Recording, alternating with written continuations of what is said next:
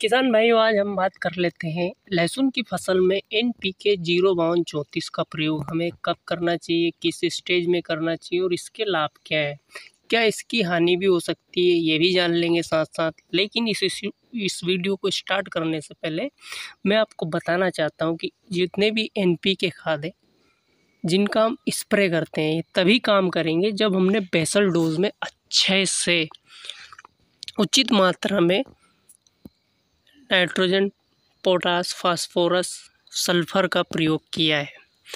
ऐसा नहीं हो सकता है कि हम बहुत कम मात्रा में एनपीके या बेसल डोज में खाद यूज़ करें और एनपीके के माध्यम से, मतलब एनपीके के स्प्रे करके 19-19 का, 0-34 का, 00-50 का स्प्रे के द्वारा ही हम फसल का अच्छा उत्पादन ले सकते हैं। ऐसा बिल्कुल नहीं है।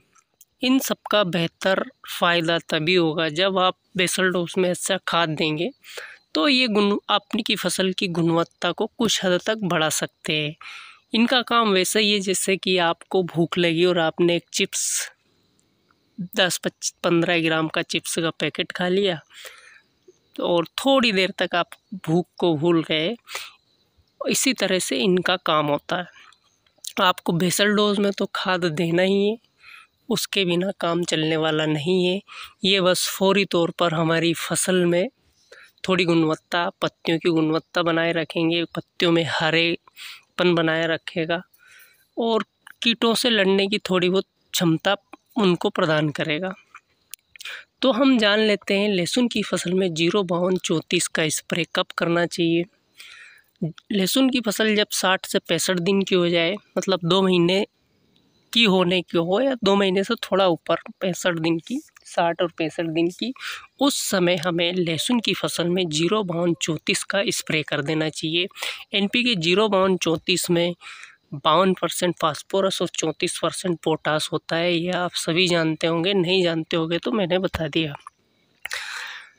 इस समय आप लहसुन की फसल में 05234 का स्प्रे करेंगे तो वो क्या फ़ायदा करेगा। 05234 जो आप पत्तियों के माध्यम से दोगे तो पत्तियों को हरापन प्रदान करेगा और पत्तियों में रोग प्रतिरोधक क्षमता का विकास करेगा। और इस समय मान लीजिए किसी कारण जड़ शिथिल पड़ गई है, ठंड पड़ रही है, ठंड के कारण जड़ काम नहीं करती है, तो पत्तियों में ज़्यादा पीलापन आ जाता है, पत्तियाँ पौधे की बढ़वार रुक जाती है। तो ये आपकी लहसुन की मदद करेगा, क्योंकि डायरेक्ट हम पत्तियों में तत्वों का स्प्रे करेंगे तो पौधे उनको अच्छे से ग्रहण कर पाएंगे। तो आपकी फसल को एक हल्का सा बूस्ट कर देगा ये ख़राब मौसम में भी।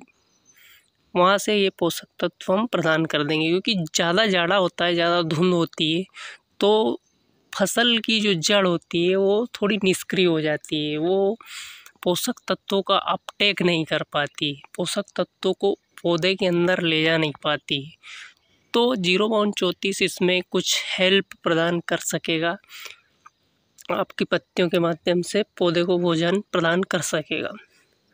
05234 की अब हम बात कर लेते हैं मात्रा कितनी दें। 05234 की मात्रा लहसुन की फसल के लिए आप रखिए 70 ग्राम। 70 ग्राम से अधिक ना करें, क्योंकि कभी कभी इसकी मात्रा किसान भाई अधिक स्प्रे कर देते हैं कि ये एकदम हमारी फसल को एकदम खतरनाक ग्रोथ कर देगा, तो उस लालच में 100-150 ग्राम भी कभी कभी ये पंप के हिसाब से डाल देते हैं, तो ये फिर नुकसान करता है, पत्तियों को पीला कर देगा, फ़ायदा होने की बजाय नुकसान करता है।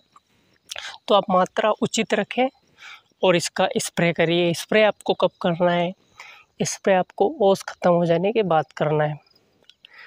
अब हम बात कर लेते हैं, कुछ किसान भाई इसमें फंगीसाइड मिला देते हैं, कुछ इंसेक्टिसाइड मिला देते हैं, तो मिला सकते हो, ऐसी बात नहीं है। अगर आपकी लहसुन में फंगस है तो फंगीसाइड भी मिला सकते हो, लेकिन इसका एकदम बेहतर फ़ायदा लहसुन को पहुंचाने के लिए इसे सिर्फ सिंगल ही आप स्प्रे करिए तो फ़ायदा बहुत ज़्यादा होगा।